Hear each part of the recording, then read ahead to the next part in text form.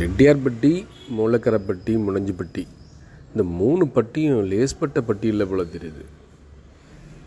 அவ்வளோ அழகான ஒரு கிராமம் அது. நம்ம ஏற்கனவே ரெட்டியார்பட்டி பார்த்துட்டோம், மூலக்கரைப்பட்டி பார்த்தாச்சு. இந்த முனஞ்சிப்பட்டி பாருங்கள், அவ்வளோ அழகாக இருக்குது பார்க்கறதுக்கு. இந்த வீடை பற்றி நம்ம ஏற்கனவே தனி வீடியோவே போட்டுட்டோம்.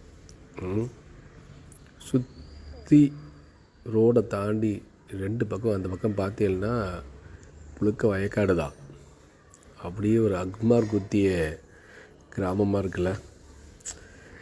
இந்த வழியெல்லாம் நமக்கு போகக்கூடிய வாய்ப்பே கிடையாது. நமக்கு சிட்டிக்குள்ளே, நெல்லை சிட்டிக்குள்ளே வந்துட்டு இந்த கிராமத்துக்கு ஏன் போக போகிறோம்? ஏதோ சொந்த பந்தங்கள் இருந்தாலும், ஃப்ரெண்ட்ஸ் யாராக இருந்தாலும் போக வேண்டிய வாய்ப்பு இருக்கும்.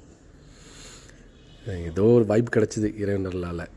ரொம்ப என்ஜாய் பண்ணி போனோம் பாருங்கள். எனக்கு ரொம்ப மனசு லகிச்சு போன இந்த 3 பட்டியும் மறக்க முடியாது.